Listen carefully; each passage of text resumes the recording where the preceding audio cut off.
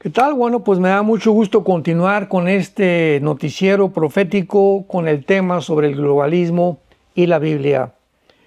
Todos ustedes que ya vieron la primera parte, pudimos ver de una forma muy clara en la Biblia que el globalismo, independientemente que es una palabra nueva, porque no pasan más de 6, 7, 8 años que se ha comenzado a usar, es un término que está tratando de definir la política actual en la que pues varias naciones están tratando de unirse para poder formar un solo gobierno mundial o un solo gobierno bajo una economía, un poder militar, etcétera, etcétera.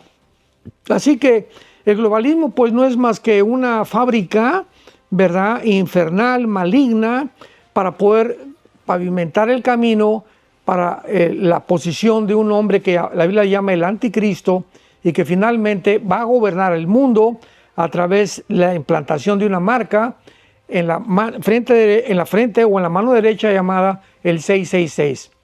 Entonces, veamos pues en esta segunda parte de qué forma el globalismo ha evolucionado a través de la Biblia y cómo el ser humano desde el principio de la creación ha querido y ha creído la mentira satánica de que podemos ser dioses, de que podemos vivir independientemente de Dios, que tenemos que sacar a Dios de la ecuación porque no lo necesitamos.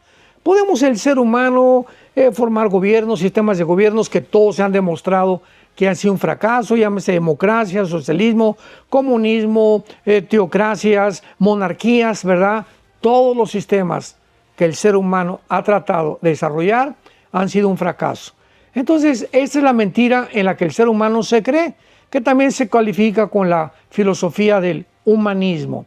O sea, el humanismo es el intento del ser humano de creer que el ser humano tiene la capacidad para poder resolver los problemas que van mucho más allá de nuestra capacidad humana, nuestra finitud intelectual y moral para poder resolverlos.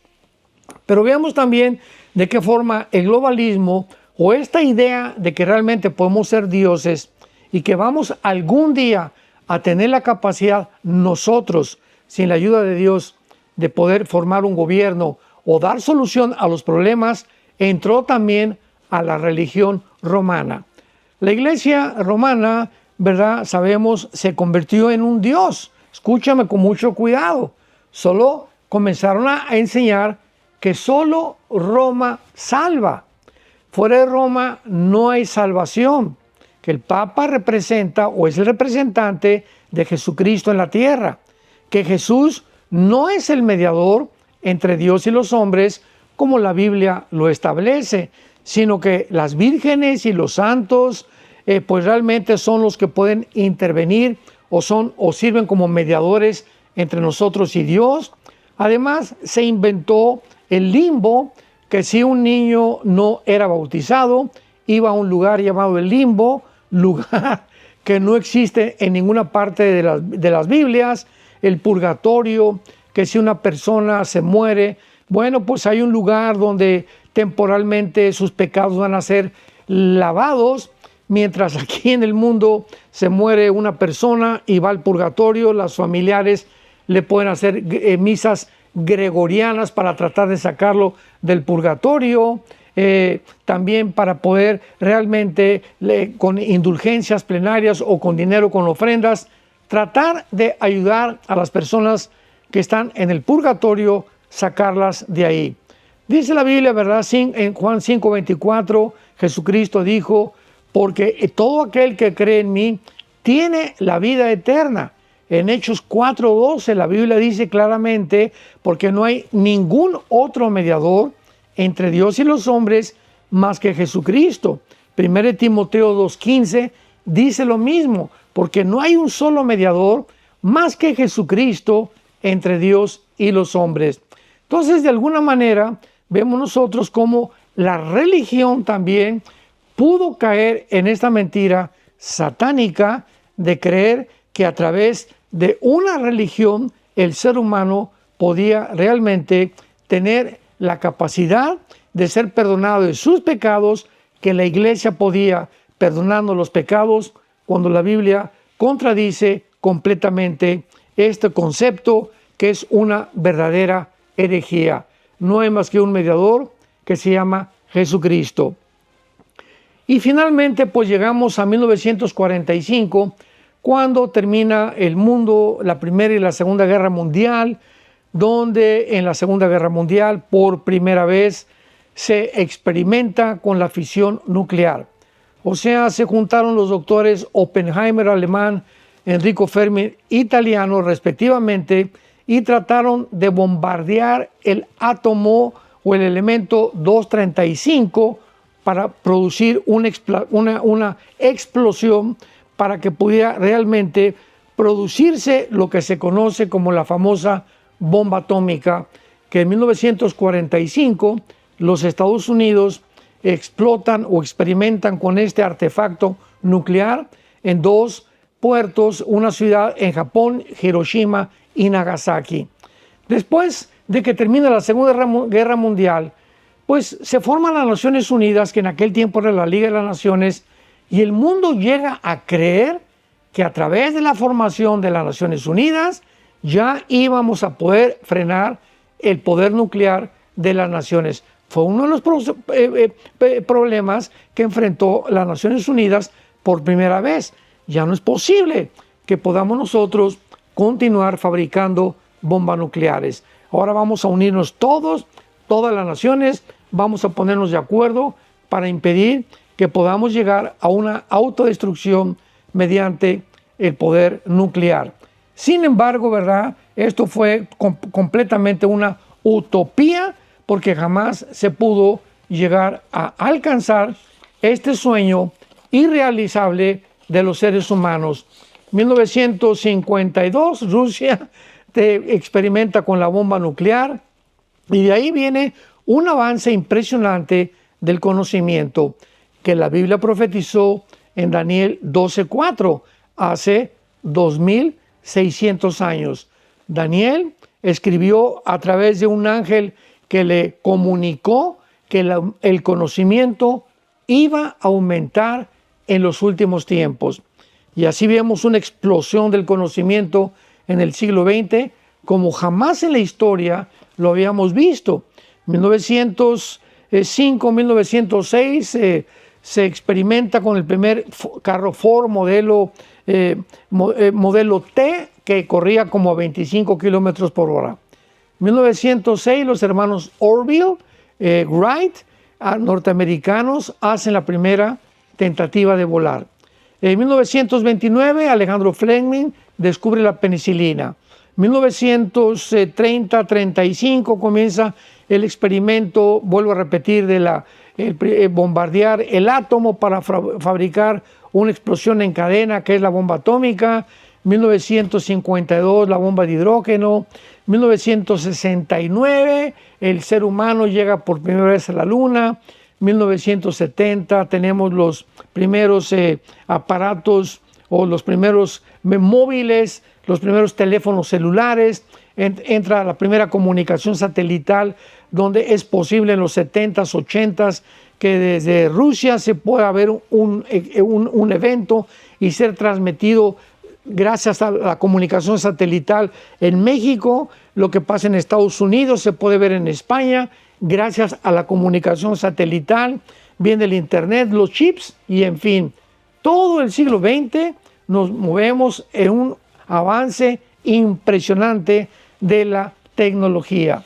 Sin embargo, cuando terminamos el siglo XX, encontramos realmente que todo este conocimiento científico y genético que alcanzó el ser humano, al mismo tiempo, el siglo XX fue el siglo donde más ateísmo ha habido en toda la historia del ser humano. Podemos comenzar con el padre del ateísmo en el siglo XX, llamado Friedrich Nietzsche, un alemán que escribió Así hablaba Zaratustra, otro libro que se llamó El Anticristo, y donde él dijo de una forma abrupta, de una forma directa: Dios no existe, ¿verdad? Es absolutamente un absurdo creer en Dios, Dios está muerto. Y pues de ahí vino una derivación de la filosofía nietzscheana, donde Bertrand Russell, Sam Harris, Jean-Paul Sartre, el padre del ateísmo en Francia y del existencialismo en la década de los 60, encontramos a Richard Dawkins también. Todos estos hombres comenzaron a absorber la idea que no necesitábamos a Dios, que el ser humano es Dios, en otras palabras. Por eso siempre lo he dicho que el ateísmo, ¿verdad?, es completamente debatible filosóficamente e imposible de poder sostener. Porque si una persona me dice que él no cree en Dios, pues le digo inmediatamente, le puedes contestar, bueno, entonces, ¿quién establece en tu vida las reglas de la moral? Si es que tienes moral. Te puede contestar, bueno, yo puedo decir que es bueno y que es malo. Pero por eso, esta es la razón por la cual el mundo ahorita, en el siglo XXI, hemos llegado a creer que, bueno, si yo voy a decidir qué es bueno y qué es malo, entonces sabes una cosa, que el hombre no es hombre y la mujer no es mujer. El matrimonio no es entre un hombre y mujer, es entre dos mujeres y es entre dos hombres. Y así podemos continuar creyendo que somos dioses.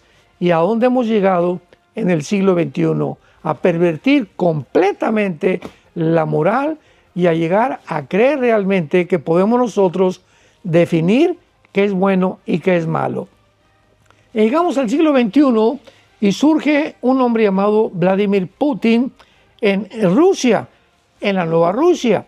Cuando la Unión Soviética cayó en 1991, que fue la época en la que terminó la Guerra Fría, pues perdió el 35% de su territorio la antigua Unión Soviética, o la Unión de Repúblicas Socialistas, que se conoció como el comunismo, que llevó a la práctica Nikolai Lenin en 1917 con la lucha de los bolcheviques en la antigua Rusia, cuando mataron a todos los zares, que fue Nicolás II, y llega Lenin en 1917 y pone en acción toda la práctica y la praxis del comunismo de Karl Marx y de Federico Engels, que más o menos en el siglo XIX, 1850, 1860, lo escribieron en el libro El comunismo, ¿verdad? Y el libro sobre todo lo que estaba realmente soñando el ser humano con tratar de mejorar la sociedad humana o la lucha de clases,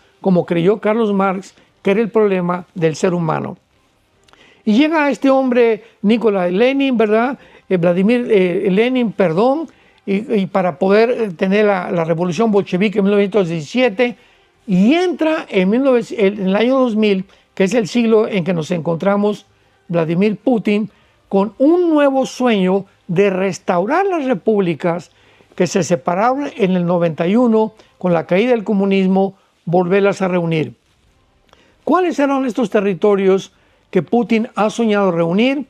Kurdistán, Uzbekistán, Kirguistán y todas estas repúblicas que están al norte, al sur de Mongolia, al sur de Rusia, junto al Mar Negro y junto al Mar Caspio.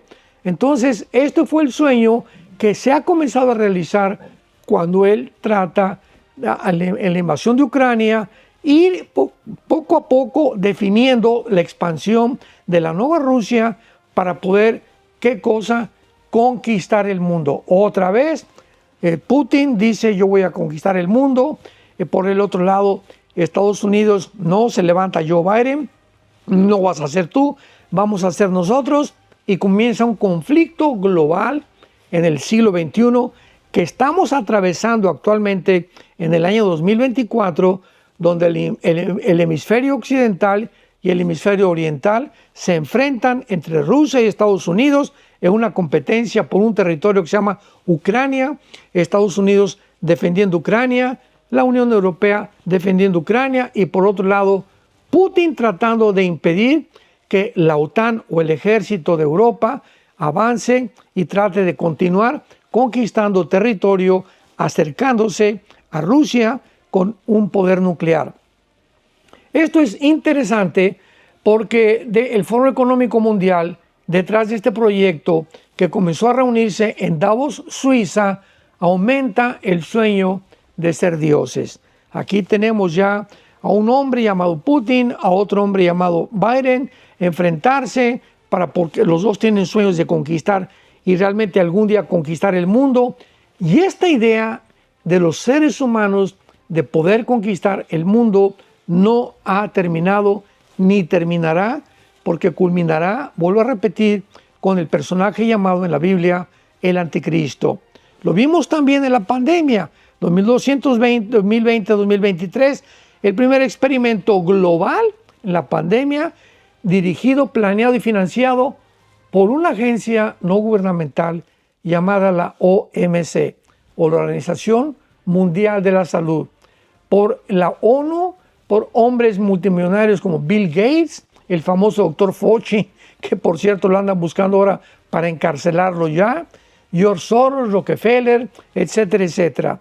Los gobiernos dirigidos por la Organización Mundial de la Salud, la cual es financiada por todos esta élite de hombres multimillonarios, comienzan a controlar las farmacéuticas.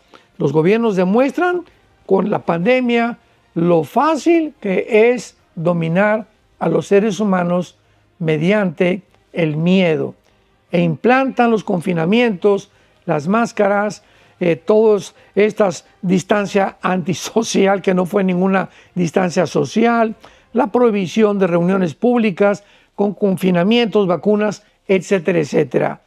¿Con qué fue y con qué fin todo este plan se llevó a cabo?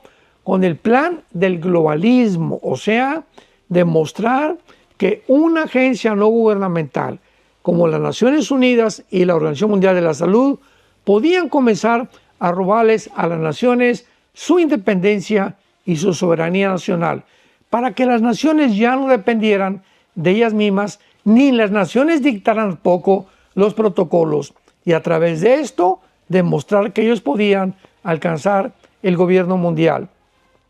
Y así podemos continuar viendo claramente cómo a través de todos estos intentos del ser humano, de los césares, monarquías, José Stalin, Adolfo Hitler, Friedrich Nietzsche infectando con el comunismo, el ser humano no necesita a Dios. Hemos llegado a un punto actual donde el mundo está completamente desmoronándose, un ser humano completamente ensoberbecido porque ha sacado completamente de la ecuación a Dios, y hemos llegado a un lugar donde ya no se puede ni siquiera respirar. Un mundo donde está lleno de ansia, estamos en un estado de completamente angustia, de estrés, de incertidumbre, amenazas nucleares de parte de Rusia, amenaza nuclear de parte de China, de Corea del Norte. ¿Por qué? Porque el ser humano ha creído que podemos ser dioses, que podemos tomar los problemas del mundo, resolver el clima, resolver el antisemitismo, resolver la pobreza, sin tomar en cuenta a Dios. Y el globalismo ha sido un tema apasionante que ha traído a mucha controversia en todos los medios de comunicación del mundo. Es un tema, ¿verdad?, que históricamente y políticamente no se puede actualmente más que considerar como una utopía, como un sueño irrealizable que el ser humano jamás podrá lograr. Porque finalmente, cuando el anticristo surja, de lo cual vamos a hablar algún día con más claridad, él va a tratar de hacer e imponer este sueño que desde el principio de la creación el ser humano fue engañado por medio de la serpiente, que podemos ser dioses, podemos vivir, ser padre de familia, ser trabajadores, ser esposos, tener un matrimonio, gobernar sin tener en cuenta los mandamientos, los valores morales, éticos y de conducta de un Dios que nos ama y que en una cruz abrió sus manos. Él fue crucificado, fue muerto, fue enterrado y resucitado a los 3 días para decirnos que nos ama, que quiere perdonar tus pecados, y que si tú mueres en tus pecados te condenarás eternamente en un lugar que Jesucristo mencionó y le llamó el infierno. Pero de tal manera amó Dios al mundo que ha dado a su Hijo unigénito, para que cualquiera que en él cree no se pierda, mas tenga la vida eterna. Qué maravilloso es cuando el ser humano considera que no somos dioses, que necesitamos a Dios, pero al Dios vivo y verdadero, al Dios y Padre de Abraham, de Isaac y de Jacob, al Dios y Padre de Jesucristo, que abrió sus brazos en la cruz para darnos el regalo de la vida eterna, perdonar nuestros pecados y darnos la promesa que algún día vamos a morir y que después de la muerte moriremos en paz, porque lo tenemos a Él como nuestro Salvador y podremos gozar la corta vida que tenemos para que podamos vivir únicamente para Él. Ojalá que en este momento que tú escuchas este estudio, este noticiero profético, pueda el Señor a través del Espíritu Santo convencer tu alma y que tú puedas reconocer la necesidad tan profunda que tú tienes y yo tengo de Dios. Que Dios te bendiga.